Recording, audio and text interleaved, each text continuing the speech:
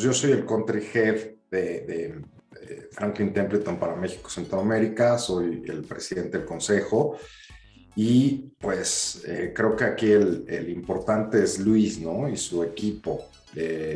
Luis es nuestro portafolio manager en la estrategia del FTLIQ y él es el co-head de inversiones de la oficina en México. Tiene una amplia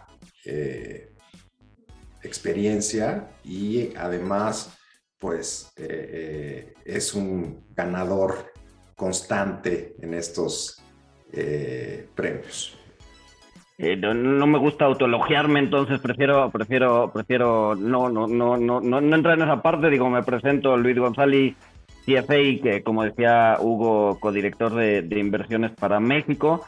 El equipo, la verdad es que el éxito es del equipo de inversiones, ¿no? Llevamos trabajando juntos, es un equipo ya bastante maduro, llevamos trabajando juntos más de 10 años, ¿no? Todo el equipo tiene la certificación CFA. Yo creo que es el único equipo de inversión en donde prácticamente todos la tenemos, y pues eso nos ayuda a homologar bastante lo que sabemos o cómo pensamos, y nos ayuda a digamos que a pensar o estar en el mismo canal, ¿no?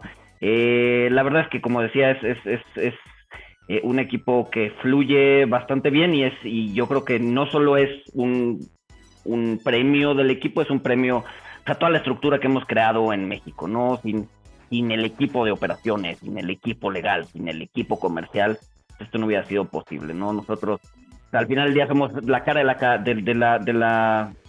equipo de inversión, pero obviamente el premio y los reconocimientos pues, a nivel firma, ¿no? Gracias a que todos ponemos nuestro granito de arena, podemos estar aquí.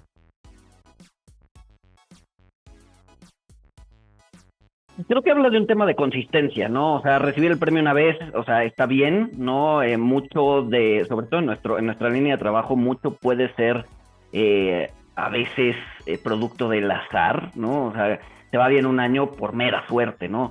El hecho de que seamos consistentemente acreedores al premio, pues no te habla, o sea, te habla de que obviamente el azar juega una parte importante en los rendimientos, pero también que es una estrategia que es resiliente al azar, sobre todo a los malos momentos o la mala suerte, ¿no? Entonces, habla de consistencia, habla de un buen proceso de inversión, habla de cohesión en el equipo, habla de una estructura en términos en términos de la compañía, una estructura sólida. Creo que creo que la palabra clave aquí es consistencia. Y creo que eso es lo que vale la pena apuntalar, ¿no? No sé si, Hugo, pienses distinto, pero... No, a ver, yo creo que estás siendo muy generoso en esto, pero estos 4 años, pues sin duda la estrategia de liquidez del FTLIQ es la campeona en México. Y estos 4 años, en mis 50 años, pues son los más difíciles que me ha tocado vivir, ¿no? O sea, a ver, llevamos 4 años. ¿Qué 4 años? 2 años en la pandemia, guerras, desorden en los mercados. En el tema de México, pues, tuvimos mucha volatilidad en la elección, nuevo cambio de régimen, los mercados mexicanos pues, han tenido salidas importantes. Creo que, a ver, no son cualquier años, ¿no? O sea, es decir, son 4 años que se muestran en los premios, sin duda, pero es un trabajo que se empezó a hacer desde el 2013 con Luis a la cabeza de esta estrategia, ¿no? Y hoy estamos en el 2022 cosechando esto, ¿no? Como saben, pues los resultados no se dan de un día al otro, sino es el trabajo arduo que hizo el equipo de inversión, de riesgos, de operaciones, para que todo esto pudiera seguir siendo exitoso, ¿no? Entonces, no son cualquier años, ¿no? Son años realmente complicados y diferentes.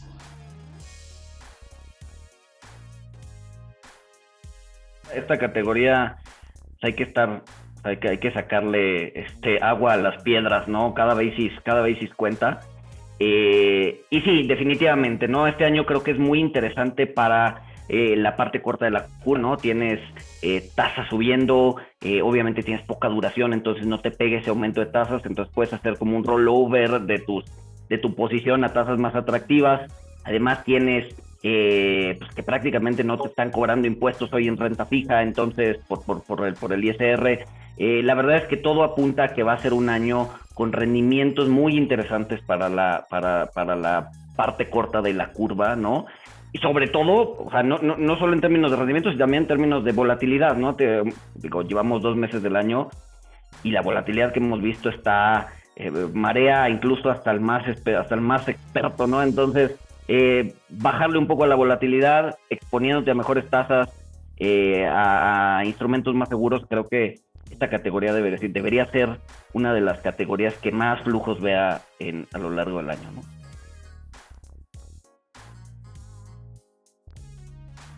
Es un fondo que tiene que estar muy activo, tiene que tener muy claro hacia dónde va la política monetaria, ¿no? Entonces, es un fondo que se va ajustando a eso, ¿no? Obviamente, al tener una perspectiva de que las tasas van a subir, pues no quieres estar en tasa fija, por ejemplo, o en CET.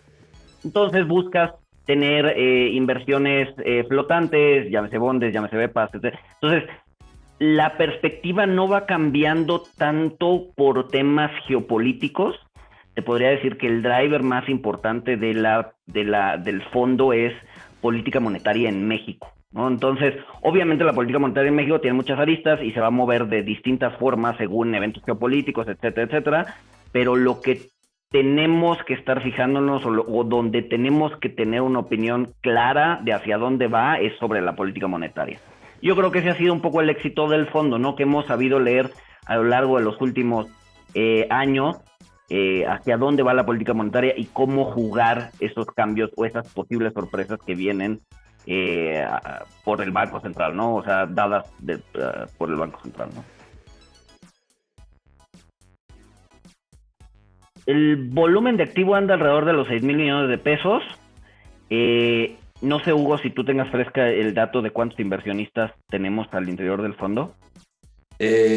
Como dice Luis, el fondo ronda los 6,000 millones de pesos, es un fondo que tiene escala. Nuestro modelo es único en México, nosotros somos un gestor puro. Todos los demás gestores de activos tienen en su fila, digamos, a los clientes, personas físicas o personas morales que hacen inversiones. En nuestro caso, solamente trabajamos con distribuidores. Entonces, te puedo comentar, Alba, que nosotros tenemos hoy 32 contratos de distribución. Somos la casa en México con mayor distribución, pero no tenemos transparencia en el número de clientes, porque son clientes de nuestros distribuidores. Sé que no es quizás el número que tenían, pero si se lo preguntas a un banco o una casa de bolsa que tiene su propia red, sí te podrían dar el número exacto de inversionistas. En nuestro caso, por nuestro modelo, no tenemos transparencia con el número de clientes. Y la otra, pues, es que este asset class, que es el más competido en México, es el 70% de los activos en México. O sea, si bien el fondo ya vale 6,000 millones de pesos, si la gente le diera, hiciera mejor su trabajo para ver dónde invierte el dinero, este fondo debería de valer 100,000 millones de pesos, ¿no? Hay fondos en esta categoría que trae eso, ¿no? Que traen esos números. Pues estamos hablando de miles de millones de pesos que están en liquidez y el mejor uso de esa liquidez y esas tasas más competitivas es lo que hace muy atractivo el fondo. Es decir, oye, si yo fuera dueño de una empresa, oye, ¿por qué estoy invirtiendo en un fondo chafa o en un fondeo chafa o en una chequera cuando tengo opciones como estas, ¿no? Entonces creo que pues necesita la gente hacer un poco mejor su trabajo, ¿no?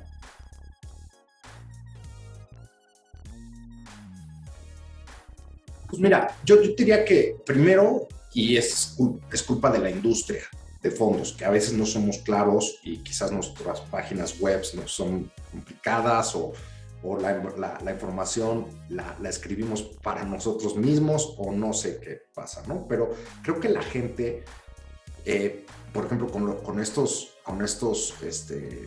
premios, pues tiene algo de información que lo aplica en su vida diaria, ¿no? Yo creo que la gente quiere ir con el mejor dentista, ¿no? No quiere, nadie dice, no, a ver, me pasan un data de un dentista chafa, no, o nadie quiere comprar un coche chafa, ¿no? O sea, buscas en las revistas especializadas, pues, cuál segmento es mejor, ¿no? Si Nissan o Volkswagen o lo que quieras, ¿no? Pero en el tema de las inversiones, creo que la información no es tan clara como debería ser. Y quizás en el tema de los fondos, pues lo primero que tienen que hacer es buscar información. La información es pública y pues es preguntarle a mi banquero en cualquier institución o a mi distribuidor, oye, a ver, tengo una pregunta, ¿por qué me están dando el fondo chafa y no el bueno? ¿No? Lo primero que debería hacer el inversionista es decir, oye, a ver, el producto que me das es el de mejor calidad. Esas preguntas se tienen que resolver con los banqueros, con los asesores, ¿no? Decir, oye, ¿por qué estoy usando el dentista chafa, ¿no? Además, es públicamente chafa, ¿no? Porque además los fondos tienen la ventaja que no tienen los dentistas de dar esa información diario. Entonces, pues yo creo que es un poco hambre de los inversionistas y como es liquidez, piensan que no es tan importante. Pero ese mejor uso de la liquidez es realmente lo que le mete mucho galleta a sus portafolios, porque todos tienen liquidez. Hay gente que no invierte en bolsa, hay gente que invierte poco en bolsa, muchísimo, o en renta variable americana, o global, o lo que sea. Pero lo que todos tienen es liquidez. Pues inviértanla de la mejor forma, ¿no? A ver, depende del lapso, ¿no? El benchmark del fondo son CETES 28 días. Sin embargo, históricamente el fondo ha pagado casi TIE 28. Cuando digo casi TIE es 98% TIE 28. Y acuérdense que el TIE 28 tiende a estar entre 25 y 30 basis points o 0.25, 0.30% por encima de CETES, ¿no? Entonces, es donde está históricamente el fondo, ¿no? Pagando un extra sobre CETES, casi la tasa digamos que de fondo interbancaria, ¿no? Por ahí anda el rendimiento. Pues mira, creo que hicimos un lanzamiento a inicios de octubre del año pasado con un fondo que se llama FT Corp, que es un fondo de deuda corporativa en México, que es, pensamos, complementario al FT LICU. Como saben, el riesgo del FT LICU es lo más bajo posible en México y pues hay gente que nos está pidiendo un fondo con un poquito más de punch y un poquito más de riesgo, y ese fue el lanzamiento, digamos, más reciente que tuvimos. También lanzamos un fondo de US Equity ESG en octubre, también ha sido muy exitoso. En menos de 4 meses duplicamos el tamaño de los activos. Y eso pues también. Y tenemos en el pizarrón un par de ideas de dos fondos de mixtos con algo de acciones y algo de renta fija. Tenemos un par de proyectos nuevos bueno, esos dos ya están en aprobación en la CNBV, pero todavía no tenemos fecha. Y estamos en el pizarrón de dos productos más junto con el equipo de inversiones que les haremos les daremos más información cuando se acerque ya por lo menos el inicio del papeleo con la CNBV. A ver, del lado de inversiones, este año va a ser particularmente, no quiero decir complejo, pero entretenido, ¿no? Hay muchos, o sea, hay muchos riesgos de distintos frentes. A veces se nos olvidan algunos riesgos porque los estímulos de otros riesgos son más fuertes, ¿no? Un ejemplo de lo que está pasando ahorita, ¿no? La guerra. Ahorita todo el mundo está hablando de la guerra y pues, ya se nos olvidó el coronavirus, pero pues, el coronavirus sigue ahí y la normalización monetaria sigue ahí y bla, bla, bla, bla, bla, ¿no? Entonces, creo que el gran reto a nivel de inversiones es pues, justamente encontrar los vehículos adecuados para navegar esta volatilidad, no perder de vista los riesgos, aunque haya un riesgo más inminente que otro. La verdad es que vamos a navegar un 2022 bastante complicado para renta fija, para renta variable. Va a ser un año con rendimientos difíciles y con alta volatilidad, ¿no? Entonces creo que el bottom line y la idea con la que me gustaría que se queden es un poco aprender a vivir con esa volatilidad. No se va a ir pronto, no asustarnos tan fácilmente y utilizarla incluso a nuestro favor, ¿no? Buscar oportunidades de entrada, buscar oportunidades de compra. Entonces, bueno, creo que ese es el gran reto. Eso, y obviamente transmitir, digamos que esta forma de pensar y esta estrategia a los clientes es bien importante, ¿no? Generalmente el cliente, pues a ver, el cliente tiene otra actividad económica, el cliente se dedica a cualquier otra cosa que no sea inversiones, ¿no? Entonces, poder transmitir estas ideas a la gente que invierte, que no necesariamente está en el sector, creo que es uno de los grandes retos, no solo de Franklin, sino de todo esto, ¿no? La educación financiera en México sigue siendo poca y creo que es, pues ahora sí que tarea de todos cambiar eso, ¿no? Entonces, por lo menos desde el lado de inversión hacia allá vemos que los retos para este año y bueno, y en términos de educación financiera para los próximos 10, ¿no? Mira, yo te diría, Alba, un par de cosas de retos. Tenemos como reto seguir creciendo. Nosotros fuimos la operadora que más creció en el último año. Nada más para que tengas un dato, como industria, la industria creció el 8.61%. Nosotros fuimos la operadora en México que más crecimos y crecimos el 43%. O sea, ese es dato y ese es dato de la MIB. O sea, ese es dato, no es de nosotros. Otro dato muy interesante es que hoy en México, en el tema de la distribución de terceros, el mercado mexicano vale 85 mil millones de pesos, de los cuales Franklin Templeton tiene el 25%. Y eso también es información pública, está en el reporte de distribución que hace la CNBV. El segundo tiene el 16%.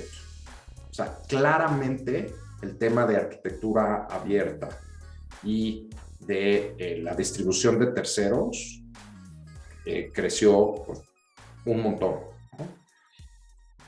Otro tema es cómo le vamos a dar servicio en México al 1.200.000 nuevos inversionistas que captamos como industria en el último año y medio, ¿no? Creo que eso es como muy, o sea, muy, muy relevante.